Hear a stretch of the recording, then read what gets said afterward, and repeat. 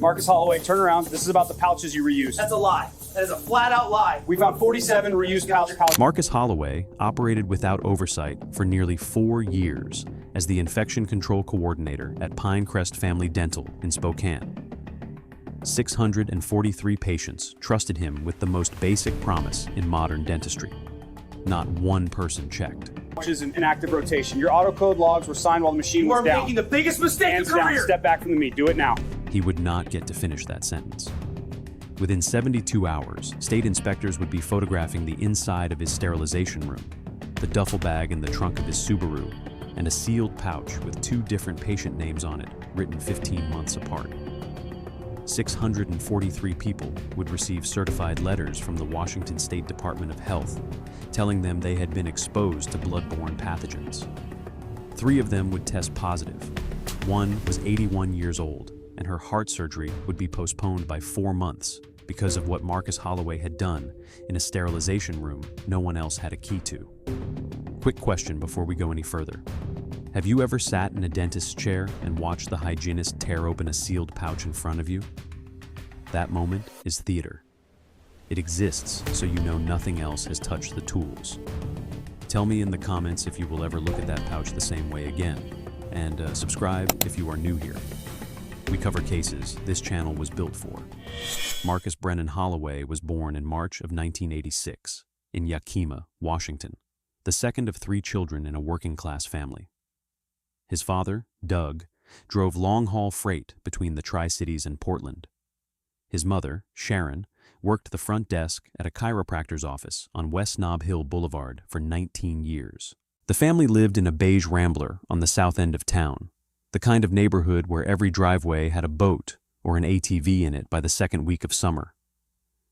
Teachers at Eisenhower High School remembered Marcus as quiet, polite, and unremarkable. His yearbook from senior year listed him in the National Honor Society, the bowling club, and the freshman wrestling team that he quit after 1 season. His guidance counselor's notes described him as responsible, detail-oriented, and a steady student who worked carefully even when he was not the fastest. He graduated in 2004 with a 3.4 grade point average. He spent 2 years at Yakima Valley College, taking general credits and working part-time stocking shelves at a Fred Meyer on West Nob Hill. By his second year, he had narrowed his interests to healthcare. He liked precision. He liked the predictability of medical work. He liked the idea of a profession with clean uniforms, fixed hours, and a steady paycheck. He did not have the grades or the temperament for dental school, and his counselor at the community college suggested dental hygiene as a practical alternative. In the fall of 2006, he enrolled in the dental hygiene program at Columbia Basin College in Pasco. 20 months, clinical rotations every Wednesday and Friday. The program required students to maintain personal kits of instruments, to memorize the Spaulding classification of medical devices, and to run dozens of autoclave cycles on practice loads before they were ever permitted to handle a real patient's tray. His instructors gave him strong marks. One evaluation called him meticulous in instrument processing and noted that he showed particular care in following sterilization protocol. He passed his national board examination on the first attempt in May 2008 and received his Washington State dental hygiene license that summer. He was 22 years old. His first job was at a small 2-chair practice in Wenatchee called Cascade Smiles, owned by an older dentist named Dr. Howard Phelps. The starting salary was $42,000 a year. He drove a used silver Honda Civic that his father had helped him buy. He rented a 1-bedroom apartment above a bakery on Mission Street.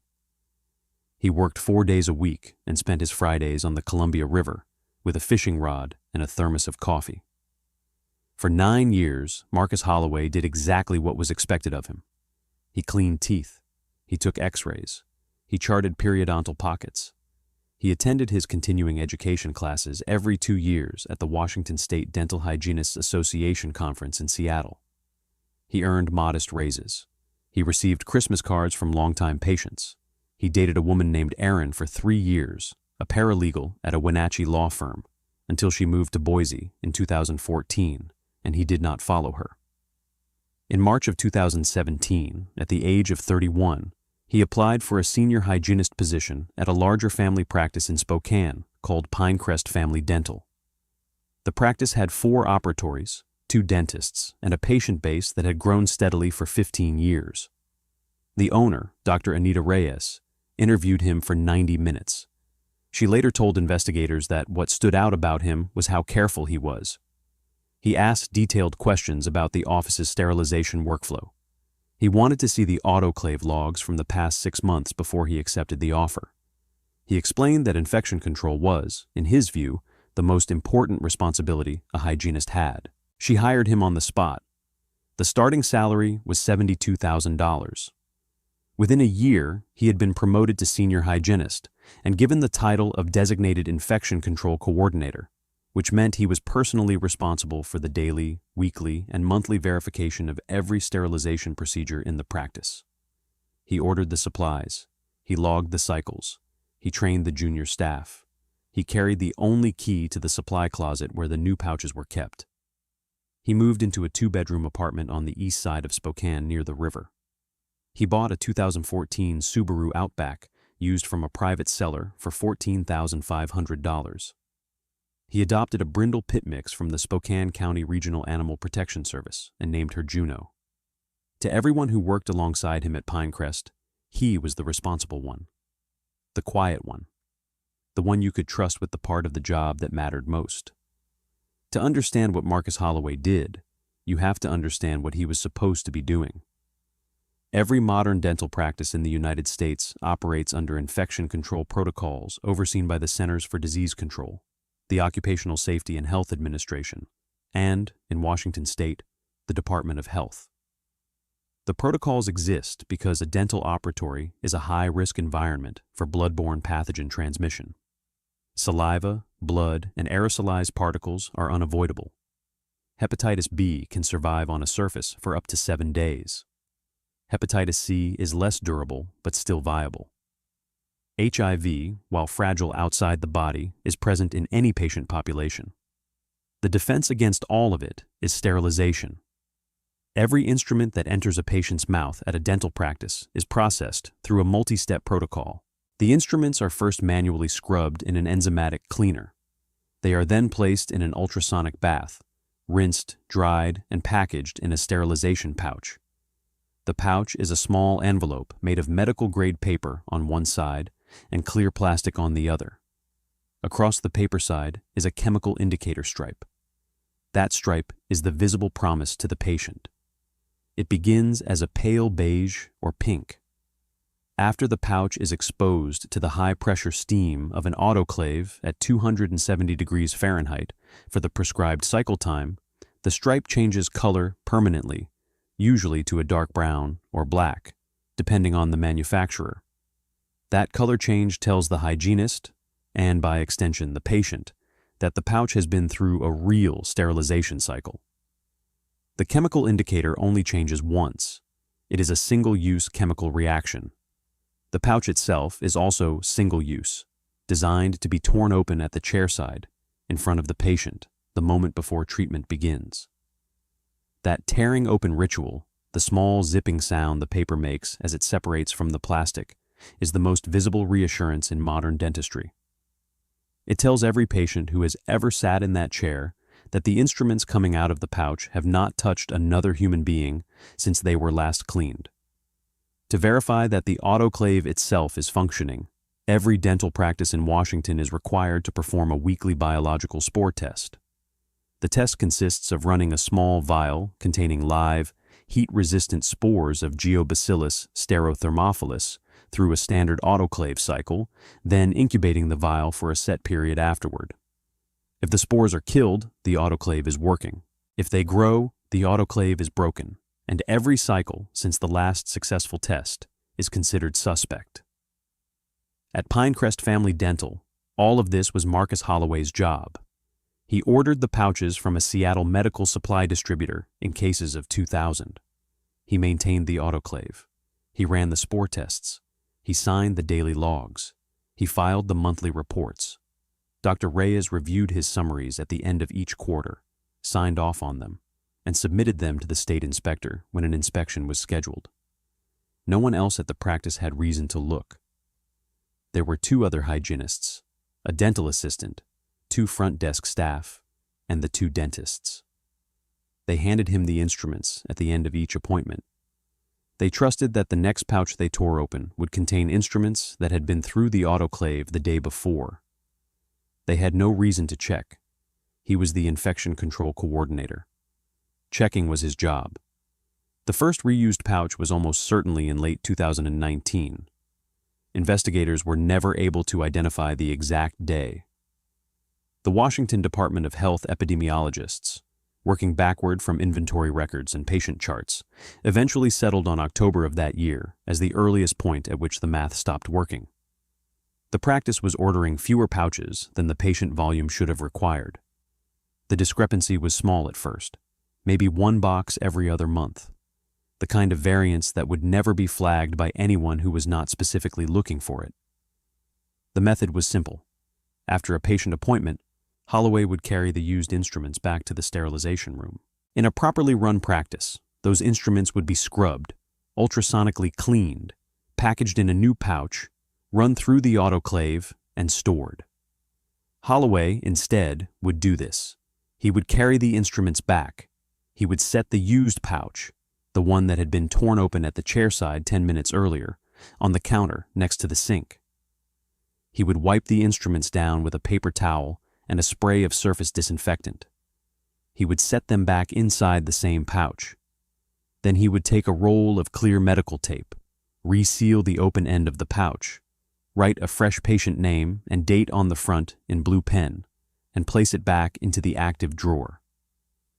The chemical indicator stripe had already turned brown the first time it went through the autoclave, months or years earlier. It would never change again. To a patient watching the pouch get torn open at the start of their appointment, it looked exactly like a pouch fresh out of the autoclave that morning. The color was right. The seal was intact. The name on the front matched their chart. The instruments inside had been in another person's mouth, sometimes that same morning. Holloway escalated slowly. The first year, investigators believed, he reused perhaps a dozen pouches a month. By 2021, the volume had grown to several dozen a week. By the time the practice was inspected in August of 2023, state investigators estimated that as many as 4 out of every 10 pouches in active rotation in the operatory drawers had been reused at least once. Some of the recovered pouches had layers of tape on them, indicating they had been resealed 3 and 4 times across multiple years. The new pouches that Pinecrest was paying for, the ones that should have been consumed by the practice every week, were stockpiled. Holloway carried them out of the supply closet, 1 or 2 boxes at a time, in a black canvas duffel bag he kept in the trunk of his Subaru. He sold them in lots of 500 and 1,000 on a second-hand dental supply marketplace called Restore Med Exchange, under the seller name WA_Dental Liquidator. His buyers were small clinics in rural Idaho, Oregon, and eastern Washington. The kind of practices that liked the idea of buying overstock supplies at a discount and did not ask hard questions about where the inventory had come from. Across 4 years, his side income from the sales totaled approximately $14,180. The biological spore tests were the part that should have caught him. Every Tuesday morning, before the first patient of the day, Holloway would run a single load through the autoclave with a vial of test spores and a small batch of properly packaged instruments. The spore test would always come back clean because the autoclave was working. He simply was not using it for the vast majority of his patient instruments. He logged the Tuesday morning test as proof that every pouch coming out of his sterilization room was safe. Dr. Reyes, when she later reviewed the logs side by side with state investigators, would describe the system as fraud-proof from the inside. There was no second hygienist watching the autoclave. There was no electronic monitor connected to the practice management software. The chain of custody for every instrument tray in the building ran through one man. And that man, the man whose job title was infection control, had decided that the people who trusted him with that responsibility were not paying him enough to keep deserving it. In late July of 2023, Pinecrest Family Dental hired a new junior hygienist named Bethany Ortega. She was 26 years old, She had graduated from the dental hygiene program at Eastern Washington University 14 months earlier. She had spent her first year out of school working at a community clinic in Hilliard, scaling teeth on a Medicaid patient population that came in once a year if she was lucky. Pinecrest was the first private practice she had ever worked in. She started her training period on July 24th. On the morning of August 8th, Ortega had a periodontal scaling appointment scheduled at 9:15. The patient was a 52-year-old man with moderate gum disease.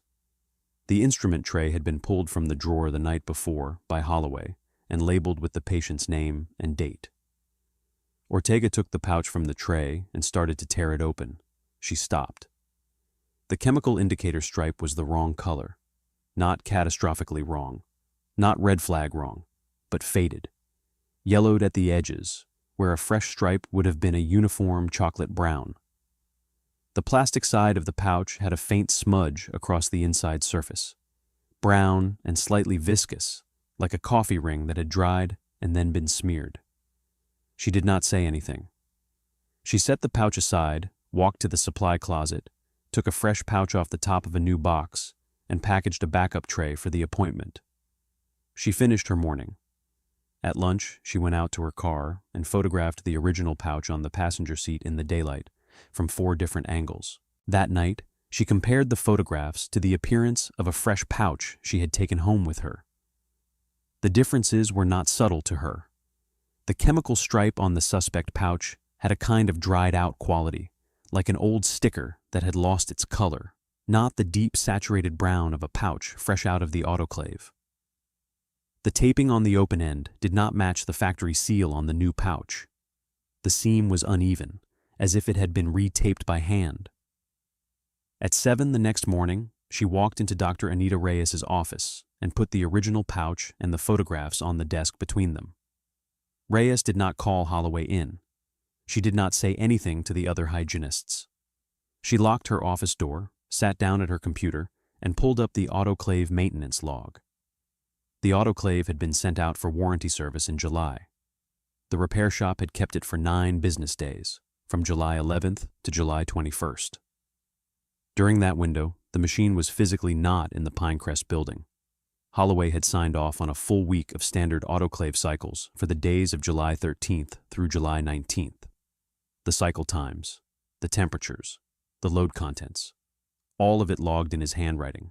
On dates the machine was sitting on a workbench in a service depot in Spokane Valley. Reyes picked up the phone and called the Washington State Department of Health that afternoon. Stick with me. We are heading into the inspection now, and the things state investigators found in that office over the next 72 hours are worse than the pouches themselves. If this video has held your attention this far, subscribe. We cover cases that local news buries on page 8, and we cover them properly. 2 state inspectors and an epidemiologist arrived at Pinecrest Family Dental at 8:30 on the morning of Friday, August 11th, 2023. They began in the operatories. Within the first 90 minutes, they pulled 47 pouches from active drawer rotation that showed evidence of reuse. Some had visible second layers of tape. Some had partial old labels showing through under fresh ink.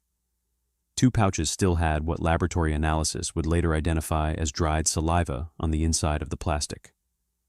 By noon, they had moved into the sterilization room. They photographed the autoclave logs, the spore test logs, the supply order history, and the inventory clipboard hanging on the wall. They cross-referenced the supply orders against the practice's patient volume for the same period and found a shortfall of approximately 46,000 pouches across 4 years. The number was so large that one of the inspectors initially assumed it was a data entry error. In a locked filing cabinet in the corner of the sterilization room, to which Dr. Reyes did not have a key, they found something they had not expected. A 3-ring binder, dated entries from June 2020 forward, printed inventory spreadsheets, columns for buyer initials, lot quantities, shipping dates, and PayPal confirmation numbers. The name WA_dental liquidator appeared at the top of every page, 83 entries. Across the bottom of the most recent printout, in blue pen, was a handwritten total, $14,180. Marcus Holloway had been keeping his own books. the state inspectors locked the building down at 2:15 that afternoon. Pinecrest Family Dental was closed to patients indefinitely. By 4 o'clock, Spokane police detectives were in the parking lot conducting a consent search of Holloway's 2014 Subaru Outback. They opened the trunk and found a black canvas duffel bag containing 19 unopened boxes of sterilization pouches, each one stamped with the Pinecrest Family Dental shipping label. The investigation expanded over the next 90 days. Epidemiologists at the Washington State Department of Health worked with the practice's patient management software to identify every patient who had received treatment at Pinecrest during the suspected reuse window. The earliest confirmed reuse, based on a pouch with a faded original label that was still legible, was an appointment on November 6, 2019. The final reuse was the pouch Bethany Ortega had set aside on August 8, 2023. The total number of potentially exposed patients was 643. Certified letters went out in 3 waves across the following 4 months. The letters explained, in careful Department of Health language, that the recipient had been a patient at a dental practice during a period in which sterilization protocols had not been reliably followed. They were urged to seek immediate testing for hepatitis B, hepatitis C, and HIV. The state set up a no-cost testing program and a counseling hotline. The hotline received over 4,000 calls in the first 3 weeks. 2 patients tested positive for hepatitis B antibody patterns consistent with recent infection. 1 patient tested positive for hepatitis C. Epidemiologists were ultimately unable to establish direct causation to a single index source because the patient population was too large and the exposure window too long. But the timing of the seroconversions in patients with no other known risk factors was difficult to explain any other way. One of the affected patients was an 81-year-old retired schoolteacher named Margaret L. She had been a Pinecrest patient for 11 years. In June of 2023, she had come in for a routine cleaning and a periodontal check because her cardiologist required dental clearance before a scheduled aortic valve replacement at Sacred Heart Medical Center. Her surgery had been scheduled for September.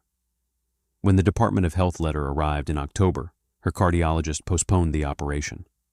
She was retested at 30-day intervals for the next 4 months, while her cardiac function continued to decline.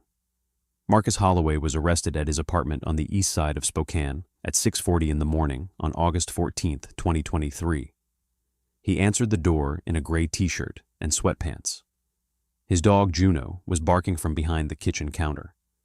He was taken to the Spokane County Sheriff's Office on West Malin Avenue for an interview. The interview was recorded. 2 detectives were present, along with a representative from the State Attorney General's office. He was read his rights. He waived them and agreed to speak. For the first 18 minutes, he denied everything. He said he had no idea what the inspectors were talking about. He said the pouches in the duffel bag in his car were extras he had taken home to organize. He said the spreadsheets in the locked cabinet must have belonged to someone else. The lead detective, a 15-year veteran named Sergeant Ray Mateo, did not argue with him. He placed a single photograph on the table between them. It was an evidence photograph of a sterilization pouch. On the front, in blue pen, was the name of a patient and a date, July 11, 2023. Underneath, faintly visible through the surface ink, was the original handwritten label, K. Mendoza-4/3/2022. Same pouch, same handwriting, 15 months apart, 2 different patients. Holloway looked at the photograph for a long time. "I want to talk to a lawyer." Sergeant Mateo nodded and reached for the photograph. Holloway did not take his eyes off it. "Did Bethany find it?" "I am not going to answer that." Mateo stood up, gathered the file, and left the room. Those were the last words Marcus Holloway spoke to a Spokane investigator without an attorney present. He was booked into the Spokane County Jail that afternoon on a no-bail hold pending arraignment. The booking photograph showed a thin white man with light brown hair, hazel eyes, and a small scar above his left eyebrow. He was 37 years old. The indictment came down from a Spokane County grand jury on September 19, 2023. 12 counts of second-degree assault under RCW 9A.36.021 1 count of healthcare fraud, 1 count of falsifying business records, and 1 count of theft in the first degree. The second-degree assault counts each carried a maximum of 10 years in state custody. The combined exposure, if every count went to trial and resulted in a conviction, exceeded 120 years. Holloway was represented by a Spokane defense attorney named Theodore Kassmeyer, a former public defender who had taken over the case after Holloway's family scraped together a retainer. Kassmeyer filed 3 pretrial motions to suppress, all of which were denied. He argued that the search of the locked filing cabinet had exceeded the scope of the original consent. The judge ruled that the cabinet had been in a commercial space owned by the practice, not by Holloway, and that Dr. Reyes had authority to consent to the search. Trial was scheduled for January 2025. In November of 2024, after 15 months of pretrial litigation, Holloway entered an Alford plea before Judge Lillian Park Davis in Spokane County Superior Court. He pleaded guilty to 6 counts of second-degree assault, 1 count of healthcare fraud, and 1 count of first-degree theft. Under the terms of the agreement, the remaining counts were dismissed at sentencing. Sentencing was held on February 14, 2025. 4 affected patients gave victim impact statements. The third was Margaret L. She walked to the lectern with a cane and addressed Holloway directly. Her voice was thin but steady. She told the court that her cardiac valve replacement had finally been performed in February of 2024, 6 months later than scheduled. She told the court that her cardiologist had said she was lucky her heart had held out long enough for the retesting to be completed. She told the court that she had spent 4 months sitting at her kitchen table, waiting for a phone call from a doctor she had never met to tell her if her blood was clean. She said she would never know which of the 4 people who had cleaned her teeth that summer was the one who had handed her instruments that had been in another person's mouth. She did not raise her voice. She did not cry. When she finished, she walked back to her seat. Judge Park Davis took 11 minutes to deliver the sentence. She spoke first about the nature of the position Holloway had held. She said that infection control in a healthcare setting was, in her view, one of the most sacred forms of public trust the law recognized. She said that patients in a dental chair were uniquely vulnerable because they could not see what was being done to them and had no way to verify the cleanliness of the instruments entering their bodies. She said that the defendant had not merely failed in this duty, he had built an apparatus designed to make verification impossible. She sentenced Marcus Brennan Holloway to 78 months in the custody of the Washington State Department of Corrections to be served at Airway Heights Corrections Center, a medium-security facility on the West Plains outside Spokane. She ordered $312,000 in restitution, payable to the affected patients and to Pinecrest Family Dental for notification costs. She permanently revoked his dental hygienist license. She imposed a lifetime ban on any healthcare-adjacent employment in the state of Washington. His earliest projected release date is in early 2031. Pinecrest Family Dental closed permanently in February of 2024. Dr. Anita Reyes surrendered her practice license and now works as a part-time consultant for a dental insurance carrier in Seattle. Bethany Ortega, the hygienist who noticed the pouch, received a commendation from the Washington State Department of Health and was hired by a hospital-based oral surgery practice in Spokane the following spring. The duffel bag is in an evidence locker. The Subaru was auctioned. The dog, Juno, was adopted by Holloway's sister in Yakima. 643 certified letters. 3 confirmed infections. 1 delayed heart surgery. $14,180 across 4 years. That was what the most visible reassurance in modern dentistry was worth to the man whose job title was infection control. This case was hard to sit with, but the next case on the right-hand side is harder. Watch it now.